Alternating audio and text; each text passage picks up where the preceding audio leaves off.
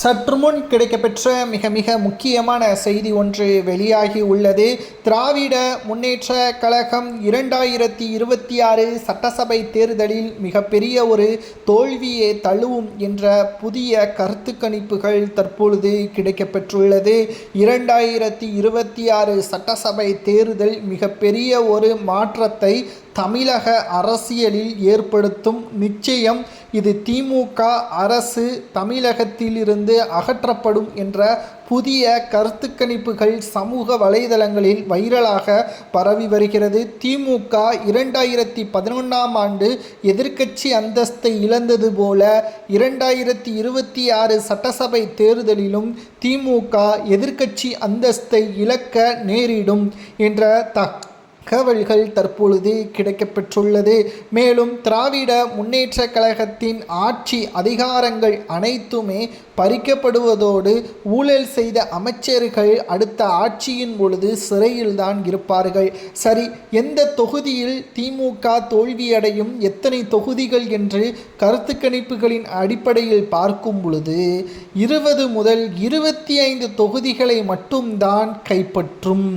தமிழக அரசியலில் தற்பொழுது ஸ்டாலின் அவர்கள் மீது வைத்த நம்பிக்கை 2021 சட்டசபை தேர்தல் முடிவுகள் திமுகவிற்கு வெற்றி வாய்ப்பு என்பது வெறும் 3.5% தான். 10 ஆண்டுகள் ஆட்சி அமைக்காத நிலை ஏற்பட்ட போதும் கூட வெறும் 3.5% சிறுபான்மையினர்களது ஆதரவுகளை பெற்றுத்தான் திமுக ஆட்சியவே கைப்பற்றியது.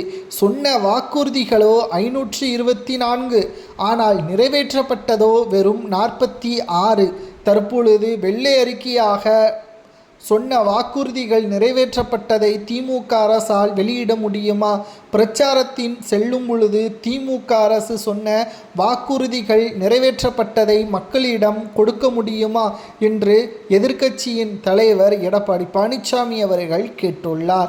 தற்பொழுது அதிமுக தலைமையில் 11 கட்சிகள், சிறு கட்சி முதல் பெரிய கட்சி வரை தலைமை ஏற்கக்கூடிய ஒரு சூழலையும் நேற்று பிரதமர் மோடி அவர்களது தலைமையின் முன்னிலையில் அறிவிப்புகளையும் வெளியிட்டனர். தற்பொழுது திமுகவிற்கு அதிமுக மட்டும்தான் பாதிப்பா என்று பார்த்தால் விஜய் அவர்களும் திமுகவிற்கு எதிரி, திமுகவிற்கு போட்டி நாங்கள்தான் என்பதை அழுத்தம் திருத்தமாக விஜய் அவர்களது பிரச்சார பயணங்களும் அமைந்துள்ளது.